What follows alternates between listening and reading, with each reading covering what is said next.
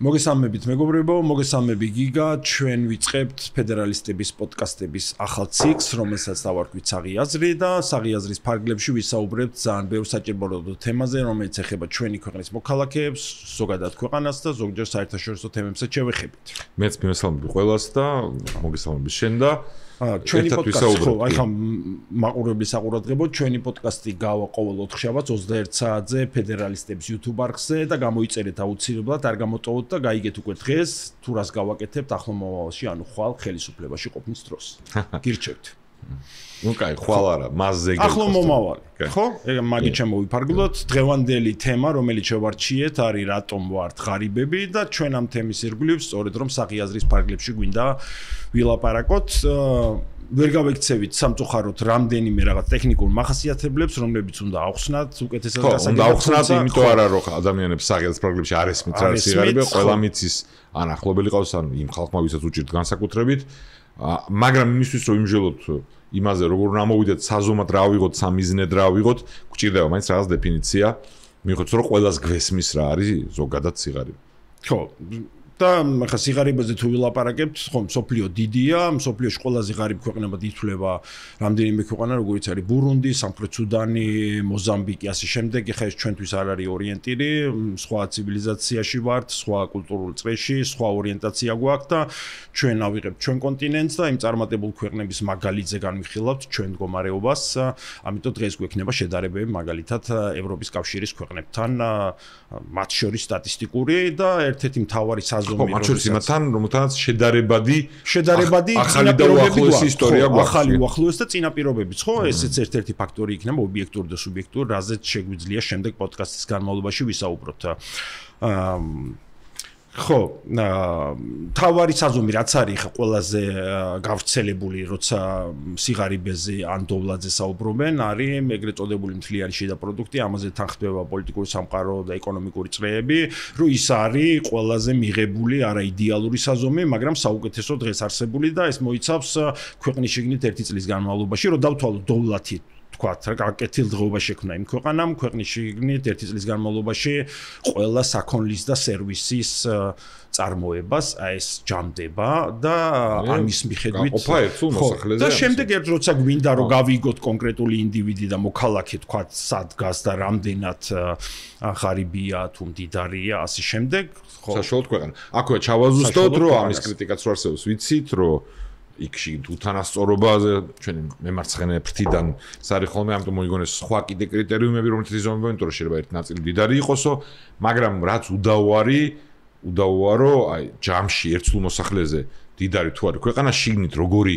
მემარცხენე პოზიციიდან უთანასწორობაც არ უნდა იყოს, ჯამში ეს ქვეყნები არის უფრო წარმატებული და ყველა ჯამში საშუალოდ უკეთ ცხოვრობს და ამიტომ იმ ქვეყნებში, სადაც აი ქართველები სამწუხაროდ ჩვენი გაჭირვების გამო მიდიან, სადაც ზოგადად ხალხი მიდის ღარიბი ქვეყნებიდან, არის ქვეყნები, სადაც მთლიანი შიდა პროდუქტი ერთსულ მოსახლეზე არის მაღალი. ამიტომ სწორი საზომია ეგ. და საქართველოს პრობლემას მიგრაციას თუ ავიღებთ, ჩვენი მიგრაციის დინამიკაც გვიჩვენებს საით რომელ ქვეყნებს ირჩევენ ქართველები, ანუ ძალიან კარგად ესმით თუ სად არის უკეთესი ცხოვრება ვიდრე საქართველოში. და ეგ ემთხვევა მთლიანი შიდა პროდუქტის ერთსულ მოსახლეზე. ემთხვევა ერთი როგორი მემარცხენე პოზიციიდანაც არ უნდა შეუტიო ამ სიტუაციას. შეუტიონ სხვებმა. ხო, შეუტიონ სხვებმა, ნუ პრინციპში ჩვენ შეგვიძლია რაღაცეები დავაჩელენჯოთ. კი ბატონო. ზოგადად. და ესე ერთსულ მოსახლეზე საქართველოს ანუ მთლიან შიდა პროდუქტი ერთსულ მოსახლეზე საქართველოში 2024 წლის მონაცემებით, რასაც აქვეყნებს საქსტატი, მოიცავს $9,200. ხო? ეს აღნიშნავს და რომ ნახოთ ეხლა $9,200 რას ნიშნავს, ხო? უნდა ავიღოთ წლის განმავლობაში, უნდა ავიღოთ ანუ შედარებითი ევროპული ქვეყნები, საერთოდ ჩვენ მივისწრაფით და ზოგი არის დიდი, გაცილებით ხმამაღალი სახელის მქონე, ნაწილობრივ და სხვები არის მცირე ქვეყნები, რომელთანაც ჩვენ ერთი რაღაც ისტორიული წარსული გვაკავშირებს და მოდი ნახოთ ესტონეთის შიდა პროდუქტი რა არის ერთსულ მოსახლეზე $31,170, ანუ 3.5-ჯერ მდიდარია ერთი საშუალო ესტონელი. გერმანელი 55,800 და ეხლა ძალიან ბევრიც რო არ გავაგრძელოთ, საშუალო ევროპის კავშირის ქვეყნებში ერთსულ მოსახლეზე არის $43,145. ეს რაც შეეხება მთლიან შიდა პროდუქტს. იგივე სტატისტიკა რო გავაგრძელოთ, ხო, რა არის, რა ინტერესებს ადამიანს, ხო, მას აინტერესებს საკუთარი ხელფასი, უკეთესი ჯანდაცვა, უკეთესი განათლება და სწორედ ამ კრიტერიუმებს შევეხები. ეხლა მე საშუალო ხელფასი საქართველოში საქსტატის ოფიციალურ მონაცემებით რო გადავიყვანოთ, ეხლა ევროებში არის 550 евро. ევროკავშირის საშუალო არის 3155 евро და მაგალითად ესტონეთში არის 1750 евро, ანუ 3-ჯერ მეტი ვიდრე საქართველოში და გერმანიაში და საფრანგეთში შესაბამისად კიდე უფრო მეტია. ძალიან მტკივნეული მონაცემი, რაც შეეხება 800,000-ზე მეტ ჩვენი ქვეყნის მოქალაქის ეს არის პენსია. საქართველოში საშუალო პენსია არის 340-დან 440 ლარამდე, ანუ ეს ასაკობრივი პენსია რო ავიღოთ და ევროებში გადაყვანილი 110-დან 140 ევრომდე გამოდის. მაშინ როცა ევროპის კავშირის ქვეყნების საშუალო პენსია გამოდის 1500 евро, ანუ 10-ჯერ უფრო დიდი პენსია აქვს, ანუ ჩვენი პენსიონერები განსაკუთრებით სულ მდგომარეობაში არიან, ანუ ხელფასების შედარებაც საერთოდ ახლოსაც ვერ მივა ამასთან. შეგვიძლია ავიღოთ გერმანია, ასევე 1769, ანუ თითქმის 1800 евро არის საშუალო პენსია, ანუ 14-ჯერ დაახლოებით 12-დან 14-მდე მეტი ვიდრე საქართველოში. ჯანდაცვის ხარჯებზეც ესეც ერთ-ერთი კრიტერიუმია, რითიც აფასებენ კეთილდღეობას. ხო, იმიტომ ჯანდაცვა ეხლა საკუთარი ჯანმრთელობა ნებისმიერი ადამიანისთვის მნიშვნელოვანია და თუ საჭიროება არის, შენ ფულს ხარჯავ, თუ ავიღებ საქართველოში არის. თუ შეგიძლია, ხო, არის მნიშვნელოვანი ფაქტორია. საქართველოში მწყიდველუნარიანობის პარიტეტით გვაქვს ეს სტატისტიკური მონაცემი აღებული. ამ შემთხვევაში 1455 დოლარს ხარჯავს ერთი ქართველი წლიურად საკუთარ ჯანდაცვაზე, ანუ საკუთარ ჯანმრთელობაზე, როცა ევროკავშირის გასაშუალებული მონაცემი არის თითქმის 4500 დოლარი და გერმანიაზე ამ შემთხვევაში და საფრანგეთზე ხო ცოტა რთულია ლაპარაკი, როცა ისინი ხარჯავენ 8000 და 6850 დოლარს, ხო, ძალიან ბევრია. კეთილდღეობა და დოვლათი ასევე გავლენას ახდენს სიცოცხლის ხანგრძლივობაზე, ეს უკვე ვიცით, მეცნიერებაც და ემპირიკაც ამას გვიდასტურებს. საქართველოში საშუალო სიცოცხლის ხანგრძლივობა არის 74 წელი, მაშინ როცა გერმანიაში არის 91 წელი, საფრანგეთში 83 წელი, ანუ ერთი ფრანგის საშუალო სტატისტიკური ფრანგი თითქმის 10 წლით უფრო მეც ცხოვრობს ვიდრე ქართველი და საშუალო ევროპული არის, ანუ ევროკავშირის საშუალო არის 91.5. რაც შეეხება, ხო, სიცოცხლის ხანგრძლივობას კიდე შეგვიძლია ჩავშალოთ, ანუ კაცები და ქალები და აქ ვნახავთ, რომ ქართველი კაცი ცხოვრობს მხოლოდ 71 წელი, ქართველი ქალისგან განსხვავებით, რომელიც თითქმის 80 წლამდე ცხოვრობს 79.3. კაცები ევროკავშირში საშუალო არის 79, ანუ სხვა კაცები ყველგან უფრო დაბალია, მაგრამ ჩვენი უსკრული ვაშოლის მაინც სერიოზულია ყველგან. სერიოზულია ყველგან და ანუ რაც არის საშუალო ევროკავშირში კაცების, ზუსტად იმდე ცხოვრობს საქართველოში საშუალოდ ქალი. ხო? ესეც ნიშანდობლივია და ქალები ცხოვრობენ თითქმის 85 წელს ევროპის მასშტაბით. ასევე ერთ-ერთი მნიშვნელოვანი მახასიათებელი ან კრიტერიუმი არის ჩვილების სიკვდილიანობა 1000 ახალშობილზე, როცა გერმანიაში იღუპება 3 ჩვილი და ესეც შედარებითია საშუალოსთან ევროკავშირის 3.17-ია, მაგალითად ესტონეთში ამ მხრივ გაცილებით უკეთესი მდგომარეობა მხოლოდ 2 ჩვილი იღუპება ყოველ 1000-ზე, საქართველოში გვაქვს 8. ანუ ეს მონაცემი მანამდე არ ვიცოდი რა, ანუ მოსამზადებლად რომ იმოშვებოდი, ძალიან მომხვდა თვალში რა, ანუ დღის მდგომარეობითაც ესეთი მაღალი მონაცემი გვაქვს და ასევე რაც მტკივნეული თემაა, დასაქმების თემა, ამ შემთხვევაში განსაკუთრებით ახალგაზრდების დასაქმების თემა, ეს მათ შორის დასავლურ ქვეყნებშიც ცოტა პრობლემატური თემა, მაგრამ ევროკავშირის სტანდარტით შედარებისთვის მაგალითად საშუალო ევროკავშირის არის 14.7% და ახალგაზრდობა ითვლება 15-დან 24 წლამდე. გერმანიაში მაგალითად არის 5.8%. ხო? საქართველოში 26.2%, ანუ ყოველ მეოთხე ქართველზე მეტი ახალგაზრდა ამ ასაკობრივ კატეგორიაში არის უმუშევარი. და მართლა კატასტროფული მაჩვენებელია. აქაც კიდე ერთხელ ჩავუსტოთ, რომ გვისმენს ახლა ადამიანს შეიძლება თქვას, რომ ახლა ეს ხო ვიცით, რომ ზუსტად არის საქმე. კიდე ერთხელ ეს ყველაფერი ვიცი, რომ ვინც გვისმენს, იმედი რა მეტი მოგვისმენს, იცია ზოგადად რომ ძიმე მდგომარეობა, მაგრამ მაინც ერთ შეხსენებას აჭიროა ხოლმე. და კიდე ერთხელ როგორც თქვით, ეს ყველაფერი გვჭირდება იმისთვის, რომ გაზომვადი იყოს, სად მივიდივართ და როგორ მივიდივართ, ამიტომ ამ მონაცემის გახსენება ღირს და მეორე არის შენახსენი, რომ ერთ-ერთ მონაცემს ვითვლით მსხვილი ობთუნარიანობით, ამის დანარჩენს ნომინალში. ხო, ჯანდაცვის ამაზეც ვიცი მე ვერაცა შევთქვას. კი, მაგრამ მსხვილი ვითუნარიანობას რატო არ ითვალისწინებთ ჩვენთან ხო უფრო იაფია ცხოვრება. ყველაფერში არ არის, მაგრამ ზოგადად მაგაზე ბევრი კამათია, რომ რამდენად ადეკვატურად ასახავს ეს და ყველა ვარიანტში ნომინალი, ანუ ფორმალურად, რამდენია უფრო სწორი საზომია, როცა ამოცანებს ვისახავთ, ვის უნდა დავეციოთ. გაცილებით სწორი საზომია და თან იმის გათვალისწინებით, რომ ეს PPP კრიტერიუმი მხოლოდ ფასების შესადარებლად იყო თავიდან საერთოდ შემუშავებული, ამიტომ ვფიქრობ ამ ფორმატში ჩვენთვის ნომინალი გაცილებით მისაღები ინსტრუმენტია. როცა ჯანდაცვაზე ვლაპარაკობთ, აუცილებლად განათლებაც მოყვება, იმიტომ ხო განათლებაც ნებისმიერი კვლევა და სტატისტიკა რო აიღო, ჩვენი ქვეყნის მოქალაქეებისთვის განათლება არის უმნიშვნელოვანესი თემა.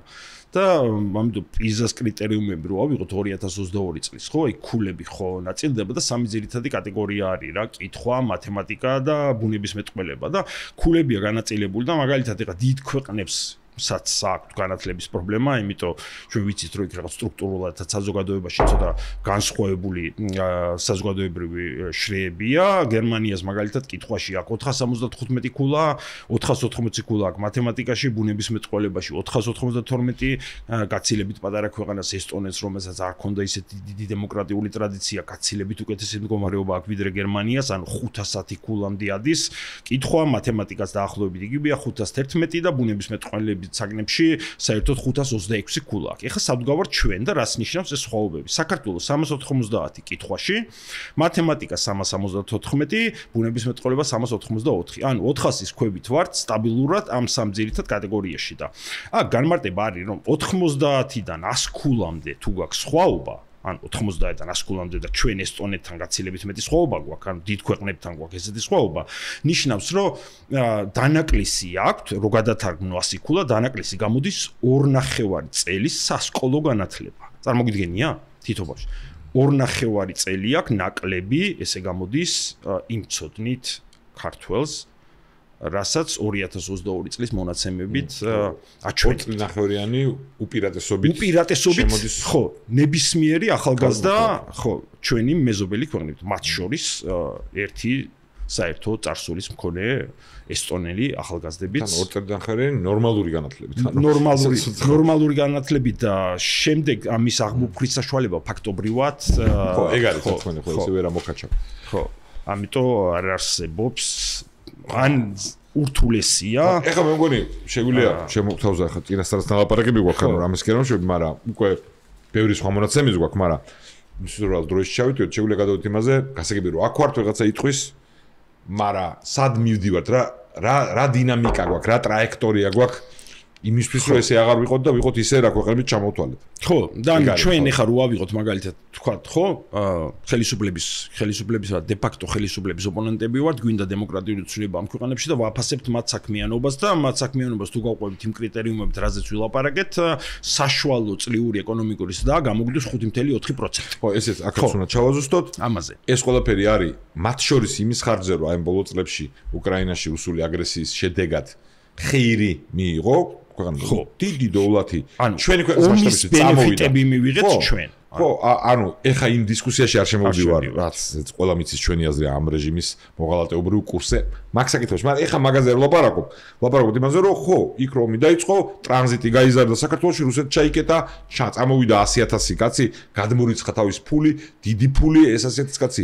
ჩვენისთან დიდარია საშუალოზე მაღალი კლასი რუსეთის, ეკონომიკისთვის ეს ყველაფერი არის შემოტანილი დოვლით და აისახა ეს ციფრებში, რითაც ჟონგლირებენ. ამის გარეშე კიდევ უფრო დაბლა იყვნენ, მაგრამ ჩვენი ვითვლით აი იმისთვის რომ მე არ დაგბრუნდეს რაღაცა ამიანად იმიტომ რომ ეს რესურსი ამოიწურა ეხ გადმორიცხვები და რაღაცები ეგრევე ვერ გაგრძელდება ანუ ქვეყნის წარმატებას განაპირობებს ის რამდენად მდგრად სისტემებს ქმნის შენ მათ შორის ეკონომიკაში ანუ მდგრადი განვითარებაზე რო ლაპარაკობენ ყოველდღეს და არანაირი სიმდგრადე ამ ბენეფიტს ამ ხელს არა ხო ესეთი რუსეთი დიდი ხანი სანამ დამარცხება ჩაკეტილი იქნება ეგ დაგვრჩება მაგრამ ამ ხელა აღარ იქნება ხო ყოველწლიურად $2 მილიარდ მეტი შემოდიოდა მარტო რუსეთიდან გადმორიცხვების სახით ხო წარმოგიდგენია როცა მანამდე 10 ჯერ ნაკლები იყო ანუ წლიური მონაცემები მე მგონი ეხლა უკვე ფორმალურ მონაცემებში დამთავრდა ხო ანუ 22-ში დაეხმარა და 23-ში დაეხმარა ეს მონაცემები რო ქონდა ორნიშნე ეკონომიკურ ზრდა რაზეც ესენი ამბობდნენ რომ თუხს ეკონომიკა და ჩვენ ყველაზე მაგრა ვითარდებით მთელ პლანეტაზე და ირმის ნახტომის galaktikაში სწორედ აქედან გამომდინარეობდა ის შეწონილი რომელიც გამოიანგარიშეთ 5.4% გამოდის აი ამ 13 წლის განმავლობაში რაც ესენი არიან ხელისუფლებაში. ამის გარეშე რო არ ყოფილიყო ეს ომის ბენეფიტი, ეგეც დათვლილი გვაქვს, იქნებოდა მყარად 4%-ის ქვებით. ანუ ჩვენაირი ქვეყნისთვის კატასტროფული ეკონომიკური ზრდა, ხო, ფაქტობრივად. ეხლა ამ მონაცემებით რო ავიღოთ, ამ მათი გასაშუალოებულით, ამ ბენეფიტიც რაც ქონდა, რო შევადაროთ უბრალოდ რო კონდეს საორიენტაციოდ ესე რო გავაგრძელოთ განვითარება, როდის დავეწებით მაგალითად ევროპულ ქვეყნებს და აქ ევროპულ ქვეყნებში ავიღეთ მათ შორის ისეთი ქვეყნები, რომლებიც ყველაზე სუსტად ითვლებიან ევროპაში. ანუ ჩვენ ვაგრძელებთ ჩვენი ტემპით განვითარებას, გასაშუალოებული და ბულგარეთი, რუმინეთი და ეხა პოლონეთის მონაცემები მაქვს და შვეიცარია აგრძელებენ იმ ტემპით, რა ტემპითაც ისინი ეხა ვითარდებიან. იმავე პერიოდში. ანუ ბულგარეთს ამ ტემპით დავეწევით 22 წელიწადში, ანუ საქართველოში ბულგარეთი ხო იცი რომ კეთილდღეობის სიმბოლო და არასდროს არ ყოფილა, ჯერ კიდევ საბჭოთა კავშირის პერიოდში დამოყრებული. დღეის მდგომარეობითაც, ანუ ემიგრაცია ბულგარეთში არ მიდის, პოლონეთში მიდის, გერმანიაში მიდის, საფრანგეთში მიდის, მაგრამ ბულგარეთში არავინ არ. ანუ ბულგარეთს ვერ დავეწევით 2057 წლამდე. 2057 წლამდე. რუმინეთს ვერ დავეწევით 2063 წლამდე. ანუ 38 წელი გვინდა ქართული ოცნების ტემპით, რომ დავიწიოთ რუმინეთს. პოლონეთამდე გვჭირდება 51 წელი, ანუ დაახლოებით პოლონეთის ზონეზე ვიცხოვრებთ 2076 წელს და ნუ ხო შვეიცარიაზე ხო საერთოდ ანეკდოტია, ანუ საუკუნის მიჯნაზე 2094 წელს, ჩვენ ხო კავკასიის შვეიცარია ვართ, ხო ვამბობენ რა, ხო და აი შვეიცარიას დავეწებით, აი ამ ტემპით და იმ რეფორმებით, რასაც ქართული ოცნება და მავნებლობებს ახორციელებს ამ ქვეყანაში 2094 წელს. ხო და მაინც კიდევ ერთხელ დავუმეორე ეს იმის გათვალისწინებით, რომ ის რამაც ბუსტი მიცან ბოლოს ამ წელს ამოწურვადი არის და იწურება, ანუ არ იქნება, ვერ იქნება ეს და ივანიშვილის რეჟიმის პირობებში ჩვენ ყველას გვჯერა რომ ეს დიდი ხანი არ გაგრძელდება, მაგრამ იმისთვის რომ ეგ არ მოხდეს, რაც შეიძლება მეტად ადამიანებთან რომ მივიტანოთ ეს ამბავიც კიდევ ერთხელ რომ ეს თელი ეს ჟონგლირება ამ ციფრები და ეს ტრაბახი და ბაკიბუკი ხალხმა კი იცის, მაგრამ შეიძლება რაღაცა ფიქრობს რომ ის ადღაც წინ მიდის ქვეყანა თავზე ხედავენ ადამიანები, მაგრამ შეუძლებელი ანუ ეს მონაცემებიც რაც მოვიყვანეთ არის ოპტიმისტური მონაცემები დაწევის რეალურად ამას თუ გამოვიცხავთ ბოლოს ამ წელიწადს ჩვენ ვილაპარაკებთ ორჯერ უფრო გრძელ ვადებზე და ზოგადად შეგვიძლია ვთქვათ რომ თუ არსებით ცვლილება არ მოხდა ქვეყანაში ესეც ვერ გაგრძელდება ანუ მე ვთქვი და უნდა გავიმეორო ერთხელ რომ ველოსიპედი ვითარი ხო რომ თუ ძალიან ნელა მიდიხარ წაიქცევი რა თქმა უნდა თან ეხა ამ პირობებში გამოვიანგარიშეთ ეს როდესაც ეხა ყველას გვესმის რომ ევროპის კავშირის ქვეყნებსაც რაღაც განსაკუთრებული ეკონომიკური ზრდა არ აქვს ხო იქაური სტანდარტით კრიზისია იქაური სტანდარტით აქვს კრიზისი და აი ამ კრიზისის ზრდის ტემპიც რო შეინარჩუნონ ანუ ვერ ამოვიდნენ ამ კრიზისიდან აი მაგალითად ბულგარეთზე და რაღაც რუმინეთზე რო ალმაცერად ლაპარაკობენ ქართული ოცნების პოლიტიკოსები და მხოლოდ გერმანიას და შვეიცარიას ეძებიან, რუმინეთამდე 38 წელია, ხო? ეგრე. რატოა ეს ყველაფერი ესე ეგ არის? ხო, თავარსაკითხი მე რა უნდა მოხდეს, როცა ამ მავნებლებს ეხა ძალაუფლება ჩამოცილდება. ვიცით, სად გავართ, ხო?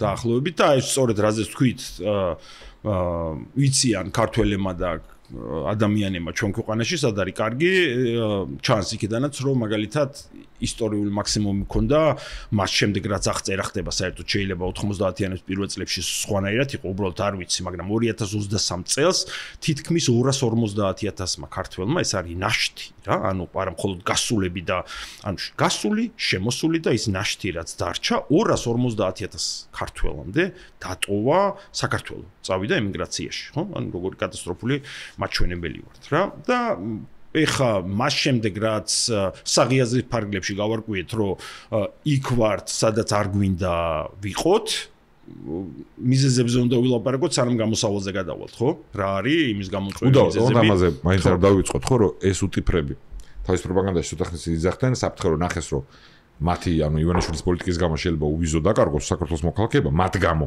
ხო. თქვენს რომ შეიძლება კაიაო, აი ვეღარ წავა ხალხიო. ხო, ვეღარ წავა კაი. ყველას უნდა უთხრათ და მოიყვანეს მაგალითი ხო, თავის დროზე აღმოსავლეთ ევროპის ქვეყნებიდან სადაც ასევე იყო აკადემიკ რო ღარიბები იყვნენ, მაშინ დიდი. ერთი მინუსი რაც აქვს ვიზა ლიბერალიზაციას, ეს არის რა თქმა უნდა მიგრაციის სახალისება. და ეს გამოჩნდა იგივე ლიტვის და ლატვიის მაგალითზე, როცა ევროკავშირის წევრი გახდა უკვე ლიტვა და შესაბამისად მოიხსნა ეს სავიზო რეჟიმი და ასევე ლატვია ერთ ქვეყანაში 600,000-ით შემცირდა მოსახლეობა და მეორე ქვეყანაში 400,000-ით. ანუ გამოსავალს იმაში კი არ ხედავენ რომ რატო გარბის ხალხი ის კი არ უნდა აღმოიფხვრას, ვეღარ უნდა გაიქცენ და უნდა სულ გავიხსენოთ ივანიშვილის უტიფარი სიტყვები თავის დროზე რომ მაშინ გაუბედურდით ხალხი რომ გარეთ გავიდოდა და ნახა უკეთესი ცხოვრებაო. ანუ გამოქვაბულში უნდა რომ ვიყოთ. არანაკლებ დიდი უბედურება იყო ჩვენთვის რომ გაიხსნათ საზღვრები. და ყველა გადის გარეთ და ხედავს როგორ ცხოვრობენ სხვები. და ამან ჩვენი უბედურება გააღრმავა. და ასევე გასახსენებელია ამ კონტექსტში, რადგან ამაზე ვლაპარაკობთ, რამდენიმე წლის შემდეგ, აი ცნობილი გამონათქვამის შემდეგ, გონი ხა ბოლოს 5 წლის წინ თუ რაღაცა ერთ-ერთ ეთერში გააკეთა, როდესაც ნახა, რომ აქ ვერანაირ პრობლემებს ვერ აღმოფხრიდა წინაგებასთან დაკავშირებით. იქ უნდა დასაკვირდო. იაფი ფრენებიო, მაგიტო შემოვიღეთო ქუთაისიდან, რომ წადითო, აქ ქართული ბაზარიო, ვერ დაასაქმე და ვერ გააჩენს იმოთხოვნასო, რაც საქართველოში არსებობს და წადით ამ ქვეყნიდან. 2 მილიონ სამუშაო ადგილს ვერც 10 წელიწადში და ვერც 20 წელიწადში საქართველოში ვერანაირი ეკონომიკა ვერ შექმნის. ევროპელებს აქვს სამუშაო ადგილები, აკლია სამუშაო ძალა. ჩვენ არ აქვს სამუშაო ადგილები. ანუ როგორც აინტერესებს იმაში რომ ცხოველების ფერმაში ორივენაირი ბოდვა უტიფარი შეგიძლია თქვა. ხო, შეგიძლია თქვა. და აი თო რა არის ამ სიღარიბის გამომწვევი მიზეზები? აი მდგომარეობის რომელიც მდგომარეობაშიც ვართ ჩვენ ხელოვნურად კი არ მინდა რომ ობიექტურობა ვითამაშა, არანაირად ობიექტური არა, რომ ძალიან მიკერძოებული ვიყოთ, მაგრამ ანუ სიმართლე უნდა ვთქვათ კიდე ერთხელ ხო, რომ არის ობიექტური მიზეზები. ანუ რეჟიმზე გადავალ და პოლიტიკაზე რაც უნდა შეიცვალოს, ხო? გასაგებია ობიექტური მიზეზი არის გეოგრაფიის გამო, გეოპოლიტიკური საფრთხეები, ხო? ანუ დიდი მტერი ყავს საქართველოს რუსეთის სახით, ქონდა აგრესია რამოდენიმეჯერ ბოლოს 2008 წელს იქამდე გენოციდი ქართველების ეს საფრთხე არსებობს, ესე ვერ გაქრება, ანუ სულ უკეთესი ფორმაში ვიყოთ და უნდა ვიყოთ და მაგას დაუბრუნდებით. ანუ ყველა რენჯი მინუსია, ხო, თქვა ვიღაცათა შედარებით, როგორც ხა შვეიცარია ახსენე და მაგას გვეუბნებიან ხოლმე პუტინისტური და შავარაზმული პროპაგანდა, ანუ ამათი ოცნების იგივე რომ ნუ გავიწყდებათ რომ ჩვენ არა ვარ დანია და რაღაცა გასაგებია ეს გამოწვევა არსებობს, რახან ეგეთი მეზობელი ყავს, ზოგადად ის რომ გარშემო მდიდარი მეზობელი იმდენი არ ყავს, რომელიც როგორც ყავს ევროპის ცენტრში მყოფ ქვეყანას, ანუ გეოგრაფია არის ობიექტური გამოწვევა იმ პირობებში დღესაც არის, თუმცა რაღაც ბენეფიტები რო აქვს სერიოზული ასევე, მაგასაც დაუბრუნდებით, მაგრამ კი ბატონო, უსაფრთხოების თვალსაზრისით პრობლემაა. ასევე ობიექტური პრობლემაა, რომ ხო ჩვენ არა ვარ დიდი ქვეყანა, ანუ ბაზარი პატარაა, პატარა ბაზრის გამო ობიექტურად არ არის მარტივი ამოქოქვა მას შემდეგ რაც აი ამ ნანგრევებში ამ ბოროტების იმპერიის საბჭოთა კავშირის და მთელი ამ სისტემის ვიყავით და ეგ ამას მივყავარ მესამე ობიექტურ მიზნამდე ხო ეს მემკვიდრეობა ნამდვილად არსებობს ჩვენ ვიყავით დაპყრობილი მსოფლიოს უახლეს ისტორიაში და შეიძლება მთლიანად ისტორიაში ერთ-ერთი ყველაზე უფრო მანკიერი, ერთ-ერთი ყველაზე უფრო გამხრწნელი ტირანიის მიერ, საბჭოთა რუსული სტალინისტური ლენინისტური ტირანის მიერ და ხო ეს მემკვიდრეობები თულად გამოდის ჩვენ შეგვიძლია ვნახოთ ქვეყნებში სადაც კომუნიზმმა, ბოლშევიზმმა და ამან გაიმარჯვა სადაც გავლენა იყო რუსების რომ ტემპი ამოსვლის უფრო უჭირთ. ხო, სადაც გავლენა არის ეს ობიექტური მიზეზები არსებობს, მაგრამ კიდევ ერთხელ ის ქვეყნები რომელთა ნაწილი ახსენა შენთან უკვე ხო თქვა ესტონეთი, ლიტვა, ლატვია ხო?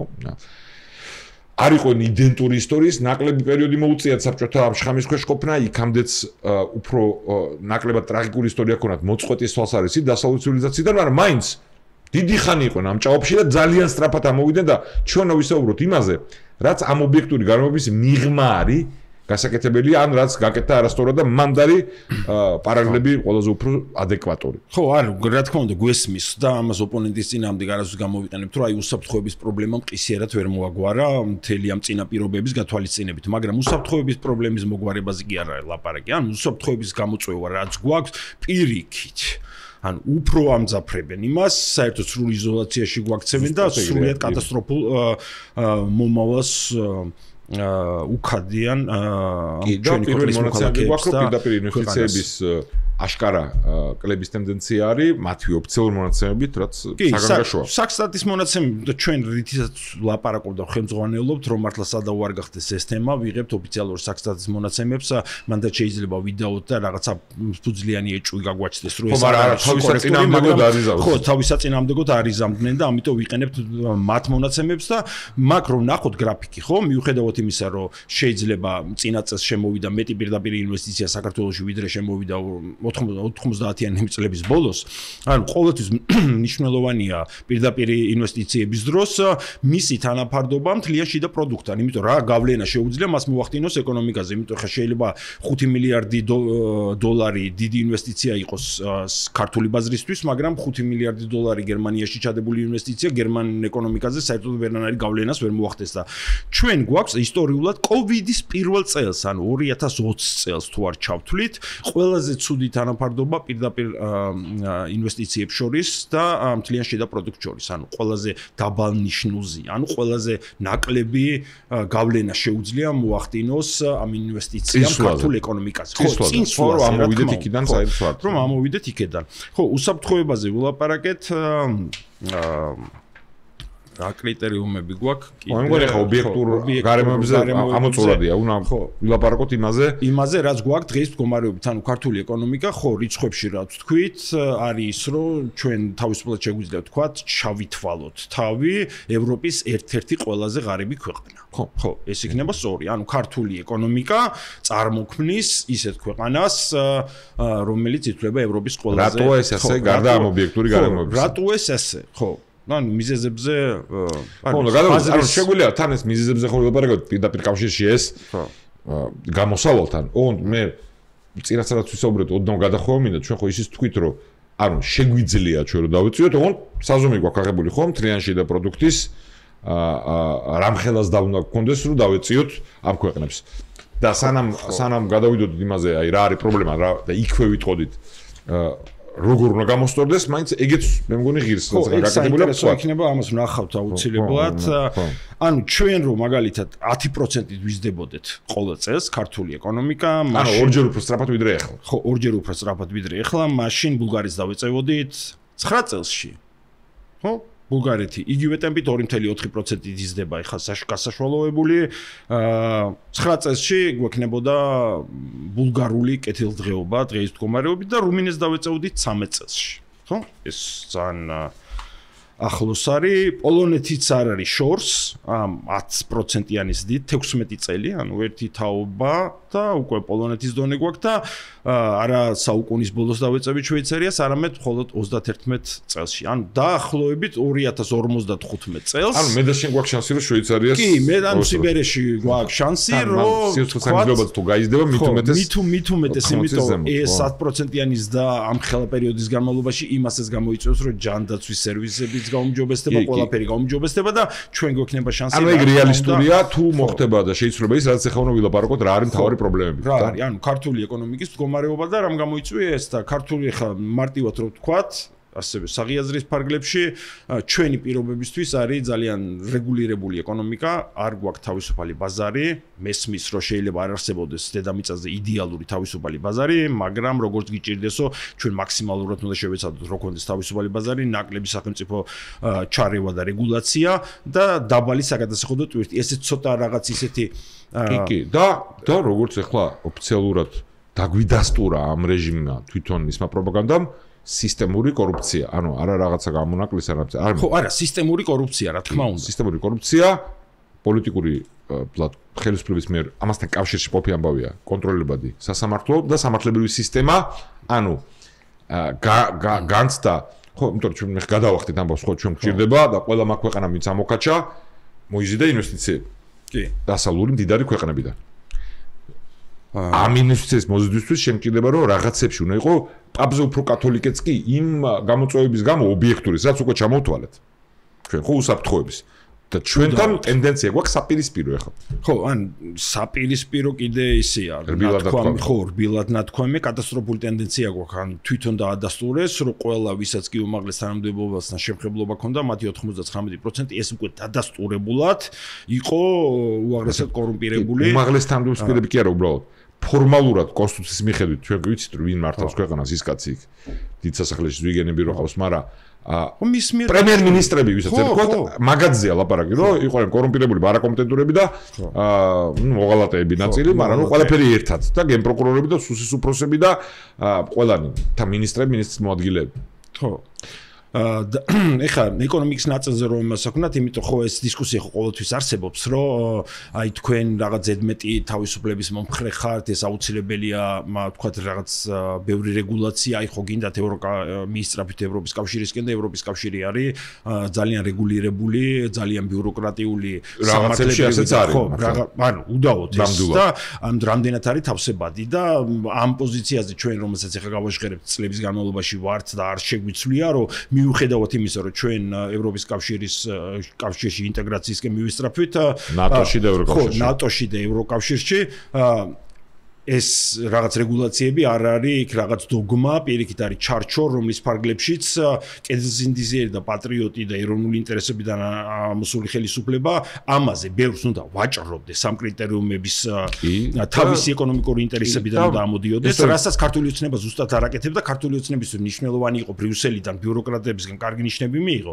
და ამიტომ ყველა რეგულაციას თუ იყო ჩარჩო 5-დან 10-მდე 10 კრიტერიუმი დროში რო ეს ბიზნესის პრობლემა შეუქმნეს დააჩქარეს აგზავნები მეტი დრო იყო ვიდრე ვალდებულები იყო. მეც გამიკვირდა რაღაცებს რომ ჩამოვედი საქართველოში უკვე იყო ეს მიღებული, რაზეც იქ ლაპარაკობდნენ რომ ეს 2 წელიწადში იქნება. ანუ აგზავნასთან ხო, დიდარ ქვეყნებში რომელსაც კიდე მეტაკლებად შეიძლება უფუფუნება კონდეს, სისულელე გააკეთოს და ჩვენი აზრით ბევრი რაღაცეები რაც კეთდებოდა და რატო აღნიშნე ახლა ეს რომ აი ხა გუშინ ჯერ ესეთი ამ პოლიტიკას ატარებს უკვე გერმანიის ანუ ევროპის კავშირის ცენტრალური ქვეყნის მათ შორის ეკონომიკურად და პოლიტიკური გავლენით ახალი ხელისუფლება ამ პრობლემებზე ლაპარაკობს, რასაც ნიშნავს კეთილდღეობის სახელმწიფო და რა შედეგად ზომა ამ კეთილდღეობის სახელმწიფოს და ეს დღეს თუ გუშინ იყო გერმანიის კანცლერის განცხადება, რომ ბიუროკრატიული მონსტრი შეიქმნაო ბრიუსელშიო ამ რეგულაციებთან დაკავშირებით და ესე გაგრძელება ჩვენ კეთილდღეობას ვერ უზრუნველყოფს და ეს არის ზუსტად აი სწორი დინამიკა,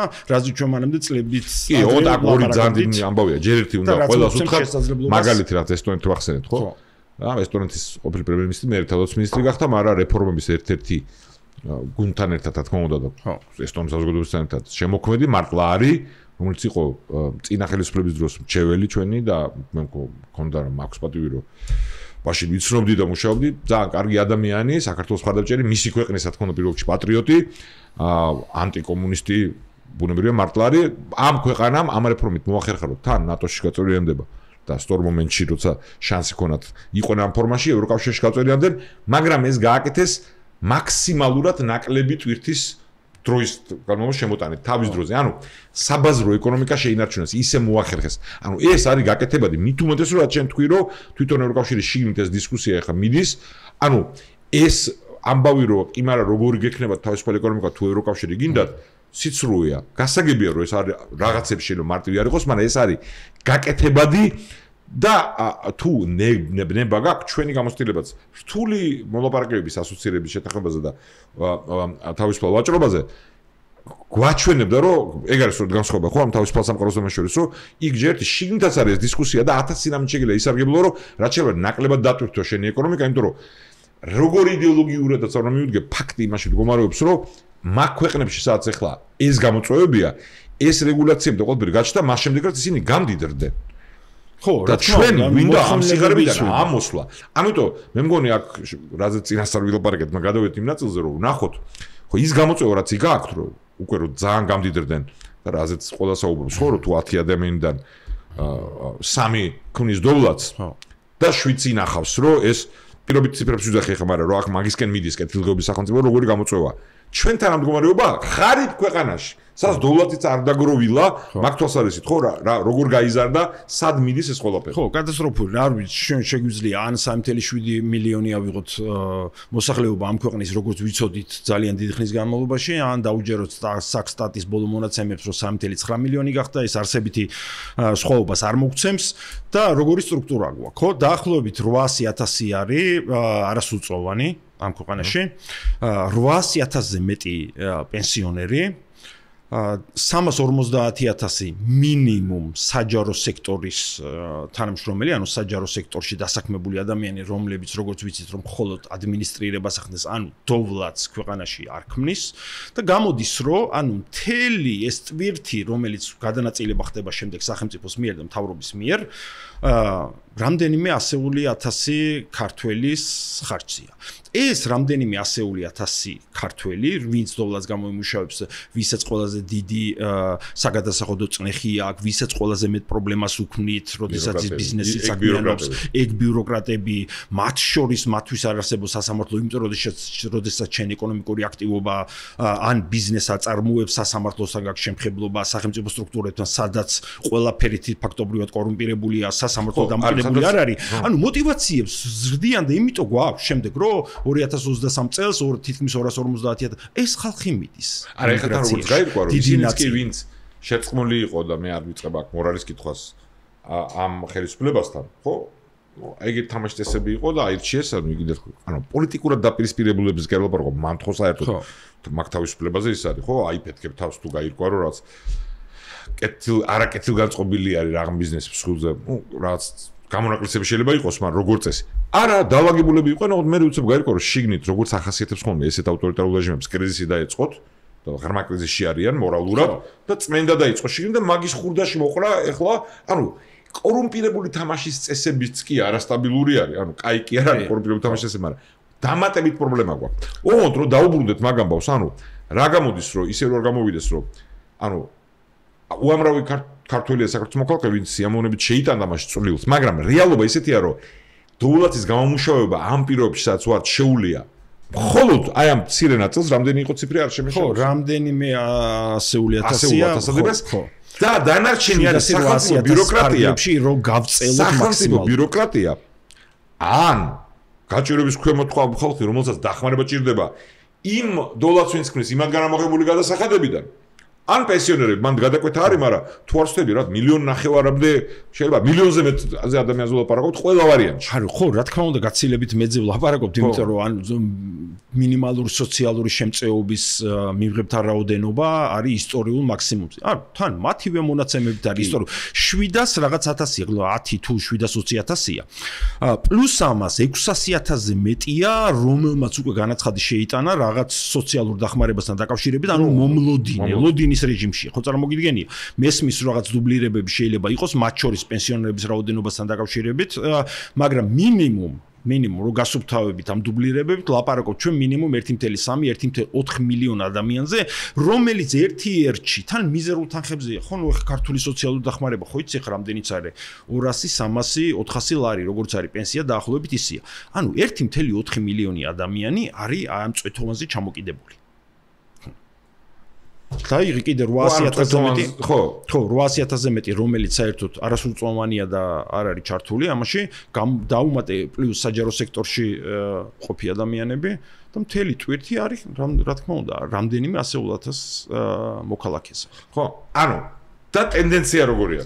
ხო, ეგ არის მაგაზე ვილაპარაკეთ, ეგ რა ამ რეჟიმის პირობებში ამ მიმართულებით ახლა აი ხო ჟონგლირებენ ამ ბოლოს წლების განმავლობაში ციფრებით რო აი რა ტენდენცია არის ის რომ რა თქმა უნდა ბიუროკრატია იზრდება და ამასაც ხო იმით ამართლებდნენ ყოველთვის რომ ანუ სისულელეს აკეთებდნენ როცა შეეძლოთ მაგალითად რომელიღაცა რეგულაცია ანუ ჰარმონიზაციის პროცესში არ შეესრულებია 10 პუნქტზე და შეესრულებია 5-ზე და ბრუსელი ამას ჩათვლიდა იმიტომ ეს კრიტერიუმი ერთ-ერთი და იმას აკმაყოფილებ მაქსიმალურად ჰარმონიზაციას აკეთებდნენ ქართულ სამართალში არ ითვალისწინებდნენ ჩვენ სპეციფიკ სიფიკას და სუსტ ბაზარს, აწვევებოდა ქართულ ეკონომიკას და პარალელურ რეჟიმში ზრდიდნენ სახელმწიფო ვალს, სახელმწიფოს როლს ეკონომიკაში და საჯარო სექტორში დასაქმებულების რაოდენობას თუ არ ვწდები, ბოლო ამათი ხელისუფლებაში ყოფნის დროს სიპების, აიპების ჩათვლით 100,000-ზე მეტი დასაქმებულია იმ სექტორში, რომელიც დოვლაც არ გამოიმუშავებს. მაგაშია სამე და რა თქმა უნდა, ვიცით რომ აქ პოლიტიკური მოტივი აქვს, თუმცა ამაზე აქვს დაწყობილი თავისი პოლიტიკური მანქანა მოსყიდვა დაშინების და აი ამის ხარჯზე და ეს უბრუნდებით ისე იმ კითხვას. ანუ სად გვაქვს პრობლემა?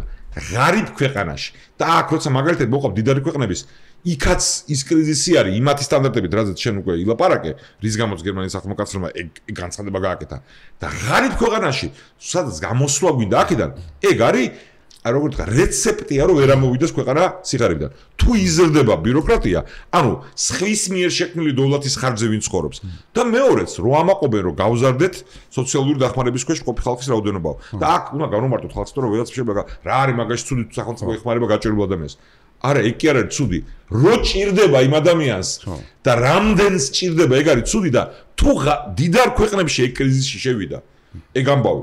ჩვენთან წარმოგიდგენთ, თუ იზრდება იმ ხალხის რაოდენობა, ვისაც არ შეუძლია თავისი შრომით დოვლათი მოიხვეჭოს და იმათ ხარჯზე თავრობა რომ მე ფილტრში გაატარებს და დაკარგოს და ამაზე სხვა შორის მე უნდა ვილაპარაკოთ, ეს კაი ციტატა გვინდა რომ მოვიყვანოთ ფრიდმანის ეპიზოდი, მაგრამ ჯერ ეს ამოვწუროთ. ანუ როცა გეკითხებიან, სად არის პრობლემა?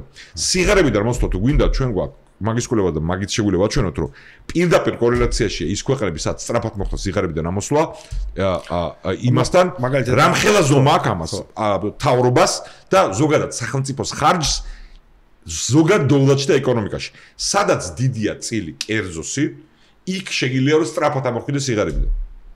და პირიქით, სადაც ეს ასე არ არის, იქ ამას თუ რაღაც გამონაკლისი პირობები არ არის და ვიღაცამ რაღაც არ ჩაგასხან, ან რაღაც ის არის, რაღაც ბუნებრივი რესურსები და რაღაცები, თქო, რაც ჩვენ მაგალითად არ გაგვაჩნია და ამიტომ მსგავსი ქვეყნებთან საერთოდ არანაირი პარალელებიც არ მოგვაქვს. უნდა უთხრათ საზოგადოებას, ბევრ კარგ ადამიანსაც, რომ ჩვენი ხედვა ფედერალისტების ამიტომ აი ესე ჩვენი კი არა, ვინც ასე უყურებს, მაგრამ ჩვენი ამ შემთხვევაში, რომ ეს პრობლემაა ჩვენ გვჭირდება თავრობის და ბიუროკრატიის ზომის შემცირება. და გაცვლა იმაზე ვერ გვექნება წინსვლის, რომ რასაც ხალხი ძახს ხოლმე, რომ დავეხმაროთ მე ხალხს სოციალურად. რა თქმა უნდა, მეტი რესურსია დასახარჯე ბევრ რამეში. ოღონდ ჯამში თუ ეკონომიკა არ იზრდება ისე, რომ ამის წილი არ მცირდება ჩვენთან, ვერ ამოვალთ სიღარიბიდან. იმიტომ რომ შეუძლებელია, რომ ორ კაცს კონდეს შანსი რომ დოვლათი შექმნას, ისევ სხვებს კი არ ვაკრიტიკებ გაჭირებულებს. ორ კაცს კონდეს შანსი და ამ ორ კაცის ხარჯზე 4 ბიუროკრატი და კიდე 4 გაჭირებული ინახებოდეს. ამას დიდარ ქვეყნებში მიყავს ამას კრიზისამდე საქმე და ჩვენთან გამორიცხავს სიღარიბიდან ამოსვლას. ხო, გამორიცხავს სიღარიბიდან ამოსვლას და თუ დავრჩებით და ეხა ჩვენი გეოპოლიტიკის და ზოგადი გეოგრაფიის გათვალისწინებით ეხა რაც გვაქვს, რა რისკების შემცვლელიც არის, იგივე რისკი შეიძლება ეხა შვეიცარია რომ გაღარიბდეს მას არ ემუქრებოდეს, ხო?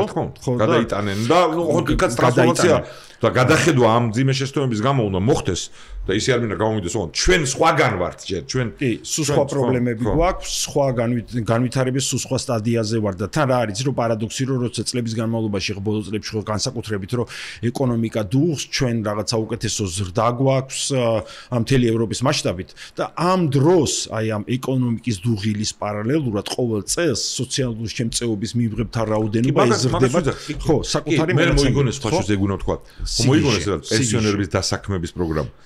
და სამუშაოები რა დარაჯი ძეგლის მოიგონეს და შეიძლება ისე ნორმალურ ადამიანს ვეძუჭეს თქვას რომ ამას რა არის ამაში ცუდი ანუ ეგ ცნობილი ის არის ხო გატეხილი ფანჯრისთან დოვლათი მანდ არ იქნება და თუ დოვლათი არ იქნება შეიძლება იმ მომენტში იმ ადამიანს მის ოჯახს ეს გაუხარდეს ადმენ თქვას რომ კაია ადამიანმა რაღაც შემოსავალი მიიღო ოღონდ ჩვენ ხო გვინდა რომ აქედან ამოვიდეთ ეგ ჩიხია იმიტომ რომ უნდა იქნებოდოს ის დოვლათი რომელთაც მე შეგიძლია რომ დაეხმარო გაჭირებოს რომ შიმშილით აი თუ უჭირს ოჯახს და ჩავარდნა აქ ადამიანს რომ შიმშილით არ უნდა მოკდეს ეგ ვალდებულება საზოგადოებას გვაქვს რა თქმა უნდა ოღონდ მაგზით რომ რა კარგია მოვიგონოთ ეს მოიგონეს რომ ეგ სოციალურ დახმარებად კი არ გაეფორმებინა თვითონ დასაქმება გაიზარდა როცა რეალურად ეგ დასაქმება კი არ არის ეგ არის სოციალური დახმარება რომ იგონებ სამსახურს სადაც არაფერი დოვლათი არ იქნება სხვების მიერ შექმნილი დოვლათთან ამოგებული გადასახადებით და მაგასაც პოლიტიკური ამოცანებისთვის იყენებენ, რა თქმა უნდა. ხო, ეგეთი ისტორიული მაგალითი არსებობს, ისიც ბატონი ფრიდმანიდან იცის საზოგადოებამ, ჩინეთში სტუმრობის დროს, როდესაც ტრაქტორით შეიძლებოდა მიწის დამუშავება, თოხით ამუშავებდა ძალიან ბევრი 10,000 ჩინელი, ძალიან დიდ ბევრ ჰექტარს და რატო აკეთებს ეს უკაცო დასაქმების პროგრამა არის, იმიტომ ამ ადამიანებს და მაშინო იმითო რა ქვიაო, ჩანგლით თუ რაღაც ისო რომ დაამუშავებდა ხო, მითხეს ახლა ჩინეთ ნახე რომ გრამთარდაო. ეგ ის ეპოქა, როცა არ ვითარდებოდა. მაგაზე უარი რო თქვეს და კაპიტალიზმი რა შეუშვეს, მერე დაიწყეს გამოსვლა. ზუსტად. თუმცა მანდაც ხო არასწორად ბევრი რაღაცეები, მაგრამ ანუ საერთოდ ამ უკიდურეს სიღარიბეში ცხოვრობდა თან თითქმის მთელი მოსახლეობა ჩინეთში, სწორედ მაშინ შეძლეს, როდესაც კაპიტალიზმის ელემენტები დაუშვეს თავის ქვეყანაში და მეტი თავისუფლება შემოიტანეს მინიმუმ ეკონომიკური თვალსაზრისით, ასე რომ ის არგუმენტიც რო აი თურმე ავტოკრატიაში ან ტირანიაში შესაძლებელი ესეთი ეკონომიკური ზრდა სოციალისტური მოდელით, ეგეც არასწორი პარალელია, რომელსაც აღვეყანა არა რესურსებით, ხო, ნუ იაფი მუშახელით და დემოგრაფიული დიდ წლების განმავლობაში ეხა გაჩერდა ეგ ამბავი და ამიტომ ბევრი პრობლემა აქვს წინ, მაგრამ მაგასაც თავი დავანებო დაუბრუნდეთ ჩვენაბებს. ხო, ანუ ფრიდმანის ვიდეო ვახსენე, ჩვენ რა გვაქვს? აი, იცი, მაგ ვახსენე ჩვენ გამოსავალთან მიმართებაში, უბრალოდ ჩამოთვლაში, აი რო შევაჯამოთ, ხო? კორუფცია, სასამართლო, ერთმანეთთან კავშირში პოლიტიკური გავლენა, მთავრობის და ბიუროკრატიის უზარმაზარი ზომა, ხო? ჩვენი ზომის ქვეყნისთვის, ჩვენი ზომის ქვეყნისთვის, ჩვენი მდგომარეობის. ანუ ის რაც თლიანად ჩვენ ხელში არ არის კავშირში არც გეოგრაფიასთან, არც უსაფრთხოებასთან, თუმცა მაგაზეც თქვით რომ ამ რეჟიმის ნაბიჯები გვიმძიმებს მაგ ვითარებას უსაფრთხოების. არც გასაგებია მემკვიდრეობა ყველაფერზე მოქონდეს, მაგრამ ეგ შეგვიძლია რო ქნათ და თუ სადმე მქონდა წარმატება და ხმე მიკერძებული ვარ წინა ხელისუფლების ნაწილი ვიყავი, მაგრამ როცა მქონდა აი ძალიან რთული მდგომარეობიდან ამოსulis ამბავი, ერთ-ერთი ფაქტორი იყო, რომ რაღაც ნაწილში გავხდით რეგიონშიც და არა მარტო კონკურენტულიანები ბევრამში. ხო, აი, რომ კორუფცია რაც ყოველდღიური ცხოვრების წესი იყო და გვიმტკიცებდნენ მეტროპოლიდან სულ რომ ეგ ქართველები კაი ხალხი ვართ რაღაცა ნიჭიერი, მაგრამ ნუ ეხლა მეკრთამეობა და ის პუნქტი არა აქ რო ვარ ხო. მაგრამ როცა საზოგადოების დაკვეთით და პოლიტიკურ გუნდმა ეს დაკვეთა შეასრულა, კაი, სწორი გაგებით, ანუ ეს ხედვა ქონდა და გააკეთა ის რომ ჩვენთან ამ თვალსაზრისით აი საბუთის შესახებად მანქანის გასაფორმებლად სწრაფად და ნაკლებ ბიუროკრატიით ერთი ფანჯრის პრინციპით და ქთამის გარეშე ხდებოდა. საბაჟოზე ეს ხდებოდა, ეხლა უკუსვლა გვაქვს ბევრ სფეროში, მაგრამ მაინც ეს მემკვიდრეობა ამ მავნებელს მიუხედავად ბოლომდე ვერ მოსწეს, ანუ სადაც აი მაგან მოგვცა წარმატება. ეს მაგალითი უნდა ავიღოთ ყველგან. ნაკლები სწრაფად ქთამის გარეშე, რომ ყველას განცდა ქონდეს. გარე ინვესტორსაც და შიდა ინვესტორს, ანუ ყველა მოქალაქეს, რომ უნდა მეტი დოლარი დარჩეს, რომ დახარჯოს, გარისკოს, რაღაც სხვა ინიციატივა წამოიწყოს და სწრაფად ხდებოდა ეს ყველაფერი და ნაკლები მავნებლური ფლანგვით. ეგ არის ერთ-ერთი საკვანძო ამბავი საგადასახადო ტვირთთან ერთად, რაც მოგცემს შანსს, რომ გაუსწროთ სხვებს. ხო, ანუ სისტემურად უნდა შექმნა სწორი სტიმულები და სწორ სტიმულებს შენ იმ გზით, რომელზეც დღეს ვგავართ, გამორიცხულია რომ შექმნა, ხო? იგივე სერვისების რო თქვათ, ეხა მაშინ ეგ მართლა ინოვაციური გარღვევა იყო იმ თვალსაზრისით, რომ დასავლეთ ევროპის ქვეყნები, ანუ სადაც ჩვენ გვინდა რომ ვიყოთ დღეის მდგომარეობით, იქ ახლოსაც არ იყო მსგავსი ტიპის სერვისები, იმიტომ იქაც ბიუროკრატიას ჰქონდა შეჭმული ფაქტობრივად იქაურობა და საქართველოში რო ჩამოვდიოდი, მაშინ გერმანიაში ცხოვრობდი, იმას რო უყურებდი, მეთქი, რა დღენახევარში რა ის ნებართვა ესეთი ვითარება იყო იქ, მაგრამ ანუ ამაზე რაღაც აქცენტის გაკეთება, მეტი კერძო ინიციატივები და რატო გჭირდება ხა რო ამბობენ სულ რაღაც დემონიზირებულია კერძო განკერძოების თემები იმიტომ მაგას იხენებენ ამ გაჭირვის ფონზე ხალხის თვალში დემონიზირება, აი მთავრობა უნდა იზრუნოს და განკერძობა ნიშნავს ამ ზრუნვაზე უარის თქმას და ვიღაცა დიდრების გამდიდრებას. და სინამდვილეში ყველაფერი არის პირიქით. პირიქით არის და თან გააჩნია, ანუ მაგ დისკუსიაში ჩვენ რო შევიდეთ, უფრო გამოგვივა როგორც თეორიული დისკუსია, იმიტომ ეგ დისკუსია ჩვენ ჯერ არ გვეხება. ხო, არ ზუსტად საერთოდ არ გვეხება. იმიტომ არ გვეხება, რომ აი ის რა დისკუსიას მიმდინარეობს ეს ეს პოპულიზმი მუდმივი არის და ხელისუფლება კი არა, მისი ოპონენტების მნიშვნელოვანი ნაწილიც ამას აკეთებს და ეგ არის პრობლემა და ეგ გადასალახი გვაქვს. ხო, აი უვარჯიშებელი ადამიანი რომ მივიდეს, მაგალითად, ჯიმში და 100 კილო შტანგი აწევა რომ მოინდომოს, ხო? ანუ სანამ 100 კილოს შეეჯიბრები, მანამდე კუნთოვანი მასა გჭირდება, ანუ შეიძლება წლებით ვარჯიში არის აუცილებელი. ან ხო, დასავლური ცივილიზაცია, ნავარჯიშები ცივილიზაცია, თავისი ეკონომიკით, ყველაფრით რაღაცა მყარი, ბევრი შეცდომას უშუალოდ ეკონომიკით თავისუფალი დაგროვდა და მე შეგიძლია რომ ხო, ბევრი შეცდომა დაუშვა ამის ხარჯზე. რაღაცა არასწორად, მაგრამ ჩავთვალოთ რომ მათ ეს ფუფუნება აქვთ განსხვავებით ჩვენგან, როდესაც ნებისმიერი შეცდომა ამ მიმართულებით საქართველოში კონკრეტულად ვიღაცეების სიცოცხლეს ეხება, მათ ჯანმრთელობას, მათ პერსპექტივას, მათ კეთილდღეობას. ხო, ჩვენი მოქალაქეებს. ხო და ეხლა უნდა ვაჩვენოთ ჩვენ ხო განათლებას ვახსენეთ, ხო იქ ხო? ანუ ჯანდაცვაც, ანუ ადგილები, სადაც რა თქმა უნდა ჩვენ გვინდა რომ რაც შეიძლება მეტი ადამიანი თავისით იყოს იმ ფორმაში რომ მიხედოს თავის თავს იმდენი დოლარი იქონეს, მაგრამ აკრეფილი გადასახადების განაწილების როლი ვერ გაქრება და არ გაქრება, ანუ ბიუროკრატიის როლი ბოლომდე ვერ გაქრება, სახელმწიფოს როლი ამაში. ხო, არა, თავის თავს. ჩვენ პირობებში, პოლიტიკურადაც და ისეც შეუძლებელია, მაგრამ აქ შემოდის ის ფრიდმანის ცნობილი ამბავი, რომელიც მინდა რომ ხა ვაჩვენოთ.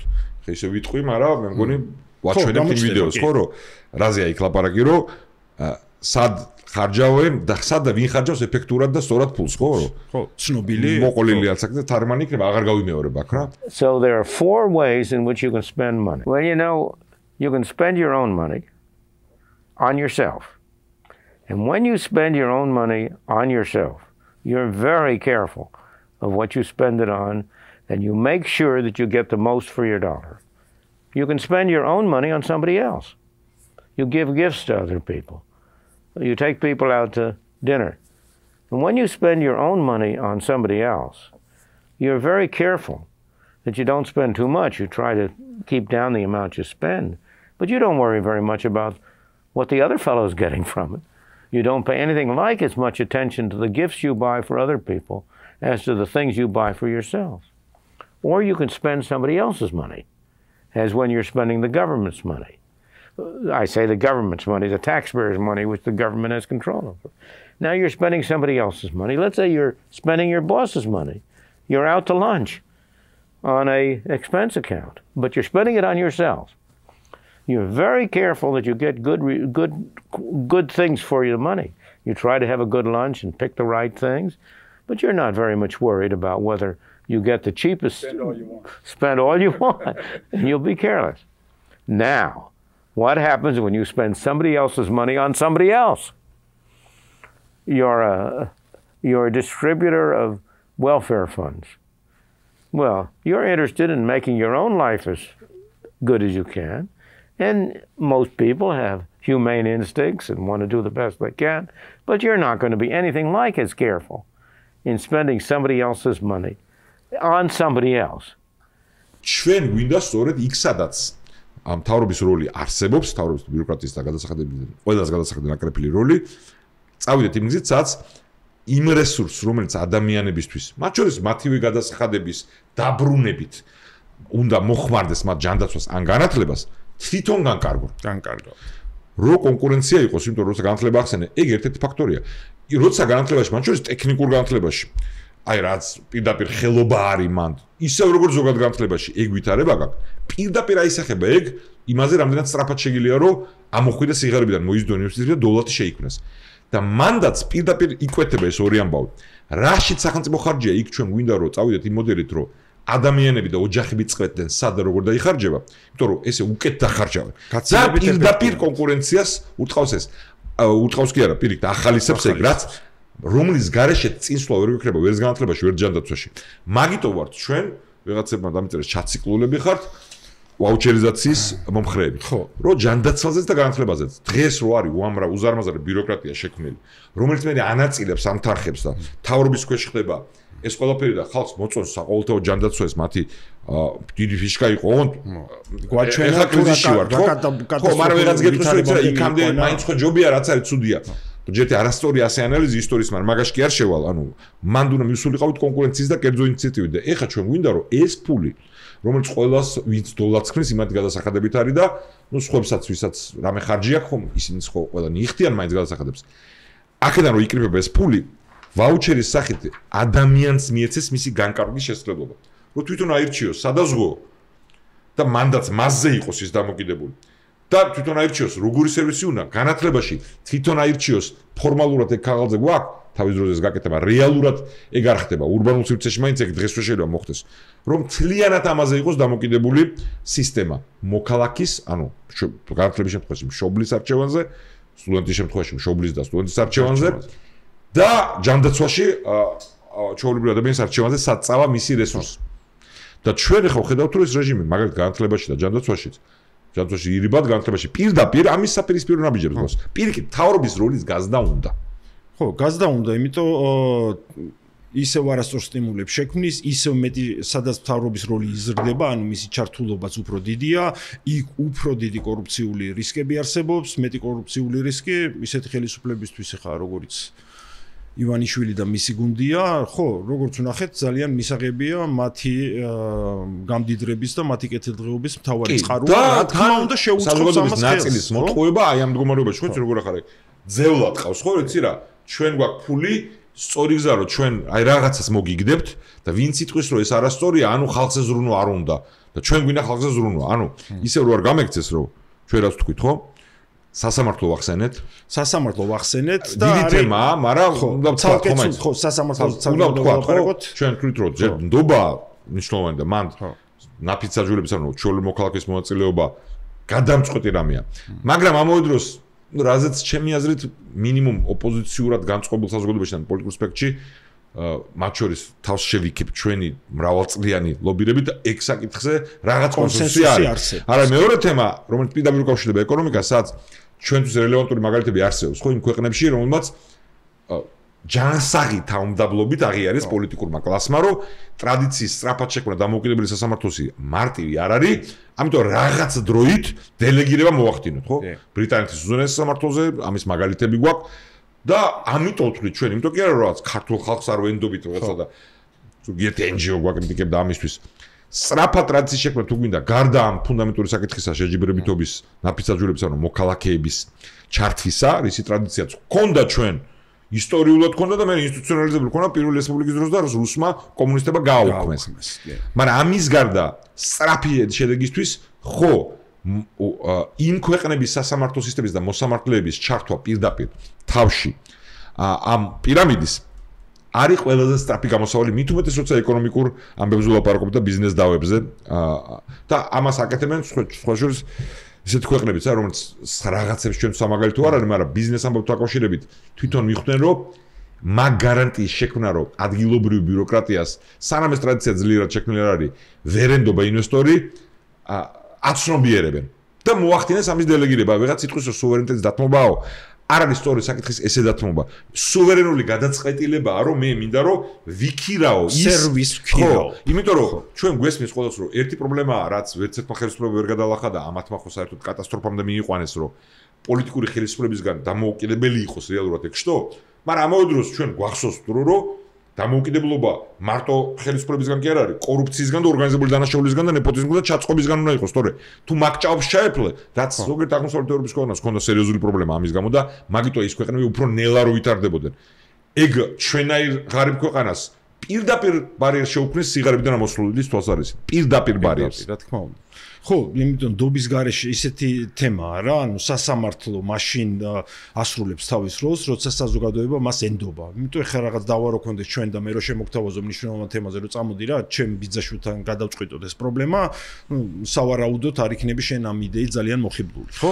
ხო და გარე სხვას რო გვინდა, სხვა რო გვინდა რომ დავარწმუნოთ რომ აქ უნდა ფული ჩადოს, ხო? ანუ შენ ფული ჩადე და ახლობით ესეთი გზავნილი გვაქვს როგორც ქვეყანას და ქართული სასამართლოს მდგომარეობის შესახებ დღეს ყველაფერი იცის, ანუ განსაკუთრებით იმ ჯგუფებმა და თქვა იმ ადამიანებმა სუბიექტებმა რომელიც ფულის დაბანდებას, იმიტომ ინფორმაციის მოძიებასთან არის, ხო, ეს დაკავშირებული, იმიტომ ფულს არავინ არ დებს, უბრალოდ გადმორიცხვით აქვს, პირიქით აინტერესებს როგორი გარემოა, როგორი სასამართლოა და ეხა სად გავექცეთ იმ პრობლემას, რომ ამერიკის შეერთებული შტატების და ევროპის მიერ დასანქცირებული სასამართლო კლანი ყავს. სულ ესენი რო გამოვცვალოთ, ეს ხო შემთხვევით რაღაც აღმოცენებულ, ანუ ამ წიაღიდან ხო წამოვიდა ეს პრობლემა.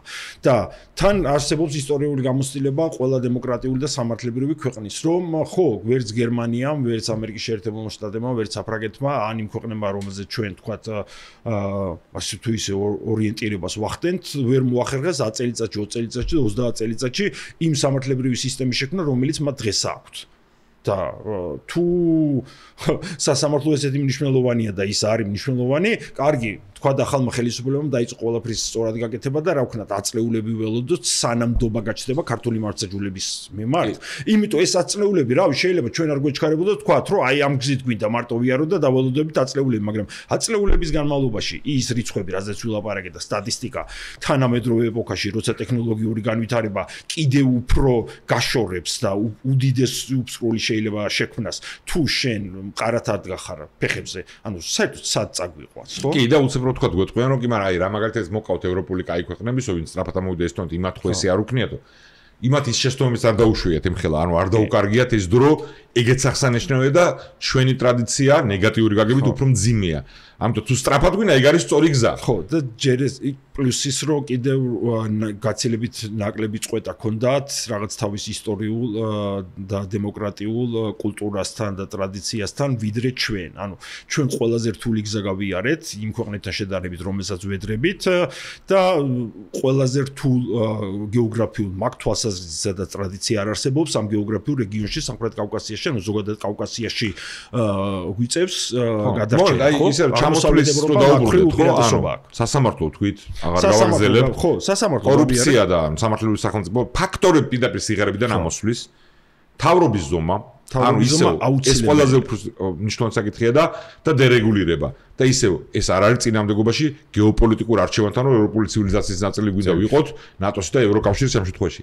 რაღაცებში მოვა წინამდებობაში და იქ უნდა ისე გავიაროთ, რომ მინიმალური ბარიერი შევიქმნათ და მაგალითად რომ მოუყვანო ბევრჯერ მithქვეს მაგალითად, მაგრამ ახლა ადამიანები ვინც გისმენენ, ყველა ერთ იგივე არ გისმენს, იმედი მაქვს ბევრად მეტი მოგვისმენს. ანუ მაშინ კამპანიის დროს ამეგრელოში თამარა და სხვები ვინც იყვნენ რომ წააწყდნენ, მერე წამოიღეს ეს საქმე საკონსტიტუციო სამართლოში, ხო? ბოჩოლების საქმე. მაგალითია. ასეთ მაგალითი ბევრი არის, ხო, რომ იგონებ რაღაცა, იმას კეთილშობილური ამოცანების და რეალურად ბიუროკრატის რაღაცა გულის მოსამხანად ან ფულის გასაკეთებლად, ან უბრალოდ ამ არასწორად მიღებული ევროკავშირული მიდგომისთვის, რომ ყველაფერს რეგულირება რომ მოხდეს, რომ ადამიანმა, რომელიც იქ ცხოვრობდა, თვითონ მოახერხა თავის შრომით, რომ ექსპორტი ქონოდა საქონლის ყოველთვის, ანუ ბოჩოლების და უცებ მოუგონეს რეგულაცია, რომ რაღაცა ზომაზე მეტი, რაღაც იმაზე მეტი ეს აღარ შეუძლია. კილო რაღაცა. და მორჩი მოკლეს, ეს ადამიანი თვითონ ხოდულად შეულობდა. გარშემო ასაკობდა ხალხს, ანუ პატარა ამ დიდზე კი არა. პლუს მომხმარებელი იყო, რომ რაც ხელს უწყობს სხვების. ანუ ჩვენ აი ამ სალპერით რომ მივუძგეთ. სადაც შევძლებთ ყველგან იმ მოლაპარაკებებში, რაც ევროკავშირში გასაწერად ჭირდება, უნდა მივუძგეთ მანკუთხე და მე იმ გამოცდილებით, რაც ჩემი შეზღუდვითაც მაქვს, ეს სრულიად შესაძლებელია უთხრა, რომ აქ ჩვენ ჭირდება ამ ეტაპზე ამდენი ბიუროკრატია ვერ გვეყოლება. თან იმედი მაქვს, რომ შიგნითაც ტრანსფორმაცია ხდება. მთავრობის ზომა დერეგულირება, სასამართლო კორუფციის მუდმივი წრეხის ქვეშ ყოფნა, სადაც არის ამის საფრთხეები და ანუ სისტემურად აღმოფხვრა ყველგან და გადასახადები ვახსენებ და მაგაზე ვიღაცა მეტყვის და ვიცი, ხო, ივანიშვილის რეჟიმის პროპაგანდა იყო, ჩვენ ყველაზე დაბლა ვართ. ხო. რაღაც გადასახადებში ეს ასია, ოღონდ ჯამში რო დავითვარეთ საკუთრო ტვირთი, ეს ასე არ არის, თუ გინდა შევიდაროთ იმ ქვეყნებს, ვინც ნახტომისებურად წინ წავიდა. და მაგალითი მოვიყვანოთ, კაცო, ამათ არ გაზარდეს, აგერ სულ რაღაცა 8 წლის წინ გადასახადია აქციზე და გადასახადების შემოღება რადგან არ შეუძლიათ, ირიბად ფაქტობრივად ის საპენსიო გადასახადი. ერთ მაგალითი, ეს რა კაი არ გაგახსენდა, მანდ ჩვენი ხედვა ყველამინა იცოდეს და მაგას ცალკე დაუბრუნდეთ, რომ ჩვენ გვინდა რომ ადამიანი თვითონ განკარგოს იმას, საწა იყოს, ნებაყოფილობითი იყოს და არა ეს აი ყველა მიცის რომ ხალხი უყურებს მის ფულს რაღაცა და იცის რომ ინფლაციას ერთად გაქრა ვერასოდეს ვერ დაიბრუნებს ვერასოდეს და დაუთვალეთ ჩვენ ეგ და ეგეც ტყუილია ხო ანუ ეს არის რაც ჩამოთვალეთ ეს არის ის ნაბიჯები რაც უნდა გავუდგა და ერთ თემაა კიდე მე არ ვიცი დრო რამდენად გაგვექცა ხო ნუ ვართ მაინც ვართ მაგრამ ხო შეგვიძლია რომ რაც უფრო შემკუმშული იქნება მით უკეთესია რაზეც სულ იძახიან ყველაფერი და ეს არის პოპულარული ამას თვითონ პარადოქსი არის თვითონ რეჟიმი და პერსონალურად ივანიშვილიც უწყობდა ხელს, როცა ბანკებს უწოდა სისხლის სმელები. თვითონ ამ კაცმა როგორი უჭიფარია. და ოპონენტებიც ხო და ნორმალურ ადამიანებსგანაც რა პროცენტებია, იქ არის პერსონალური ტრაგედიები, ადამიანმა სახლით ჩადო მე კარგავს, უამრავი დურება, მაღალია პროცენტები მართლა და ბანკები დიდ მოგებას ნახულობენ, მაგით ხდება სულ ჟანგლირება და ამაზეც მინდა უთხრა ხალხს, რომ ჩემი ხედვა. პირდაპირ კავშირშია ეგ პრობლემა იმასთან, რომ აი ესეთი ქვეყანა ვართ მაღალი რისკების ინვესტორისთვის და ნებისმიერისთვის ვინც ხარჯავს.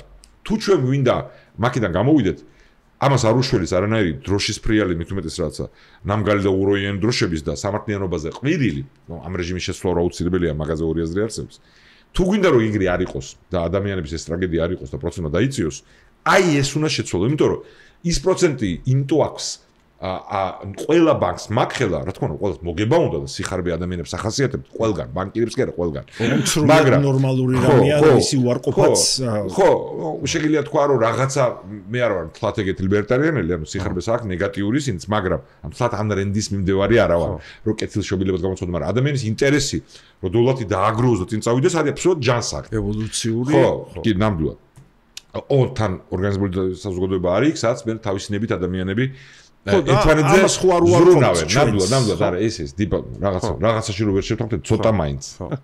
მაგრამ ამას რომ დაუბრუნდეთ, იმიტომ არის შესაძლებელი კონკურენცია, იმიტომ ვერ წერს პროცენტ დაბლა, რომ მაღალი რისკის ქვეყანა ვართ. და ბევრი ადამიანი კოტრდება.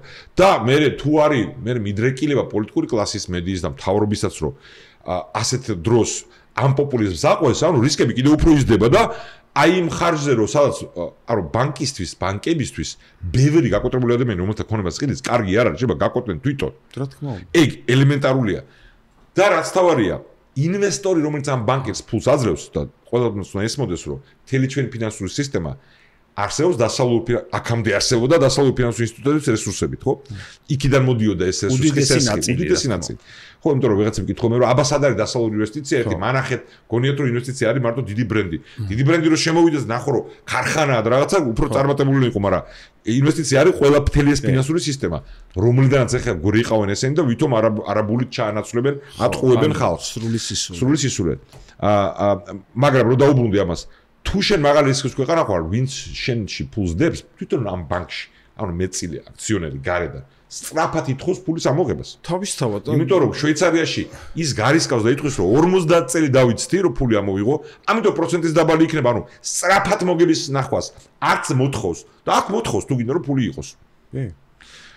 ანუ, მაგრამ მაინც გამექცა, მაგრამ უნდა მეთქვი, რომ ეს ერთ-ერთი საკითხი არის, რაც კავშირში არის. იმიტომ ძალიან ისეთი თემაა რა საქართველოში, რომ გადასახადების დაწევა, განიხილება ყოველთვის. ბიუროკრატიის შემცირება და ზომის მთავრობის ყველა დონეზე, სადაც რამდენადაც შანსი გვექნება სასამართლო და კორუფციის ინსტიტუციონალურად აღმოფხრა მაქსიმალურად შენ კონკურენტული ენერგია ყველაზე უფრო კაი ქვეყანა იყო მაგ თვალსაზრისით მთელ სივრცეში თუ უფრო ფართოდ არა ეს არის ერთადერთი გზა იმისთვის რომ აღარ ვიყოთ ისე ღარიბები ზუსტად განსაკუთრებით იმ ობიექტური ჰენდიკეპების გათვალისწინებით რომელზეც ამ პოდკასტშიც ვისაუბრეთ ხო გეოგრაფია უსაფრთხოების გამოწვევა მაშინ როდესაც შეიძლება ჩვენ მეტი პრობლემა აქვს ვიდრე სხვა ქვეყანას ხო უბრალოდ იმაზე საუბარი რომ ანუ სხვა ის ქვეყანა ხო ნაკლებს აკეთებს ანუ უფრო დიდი მთავრობის ზომა აქვს ანუ უფრო მაღალი გადასახადები აქვს და ამით საკუთარი ქმედების გამართლება ხო ნუ არ ვიცი ხარ ხო რასაც გვიქადის აი ბოლოსკენ გავედით უკვე და ეს მინაგე თქვა ვიღაცა მოგვიშება გვისაყუდროს რა დროს მაგებს ლაპარაკია ქვეყანას ღუპავს ეს რეჟიმი ღალატობს სუვერენიტეტს სახელმწიფოს ნამდვილად ასე არის ოღონდ ამ მოღალატებრივი ამოცანის შესრულებისას ამ პოპულიზმს და ამ მიდგომების იყენებს და ამიტომ ჩვენ ვისაც მივწვდებით ყველგან ამაზე უნდა ვისაუბროთ მათ შორის იმისთვის რომ ამ რეჟიმის პროპაგანდა ნაწილობრივ მაინც გავანეიტრალოთ მაგრამ ამავე დროს მომავალსაც უნდა ვიფიქროთ და მარტო ამაზე ხო არ არის ანუ შეიძლება ისევ არ გამომივიდეს დედაბერი და ქილა ერბოსოვითო მაგრამ იმაზე ზრუნავ ამ რეჟიმის დამარცხების შემდეგაც რაც შეიძლება ნაკლებ მანკიერი იდეის სტუნება უნდა არსებობდეს რომ არ მოსრიალდეთ კიდე ერთხელ და არ ამოვიწერეთ თვითონ ფენომენი ამ კაცის ივანიშვილის ამაზე იდგა ხო ანუ ამან საზოგადოებას მე არ ვიძახი რომ ეგ იყო ერთადერთი მიზეზი მის წარმატების არა ნამდვილად წინა ხელისუფლების რომელიც ნაწილიც მეც ვიყავი მიქარები რბილად რო თქვა და ის რომ საფრთხეთ აგვიქვას საზოგადოებამ ერთ-ერთი მნიშვნელოვანი ფაქტორი იყო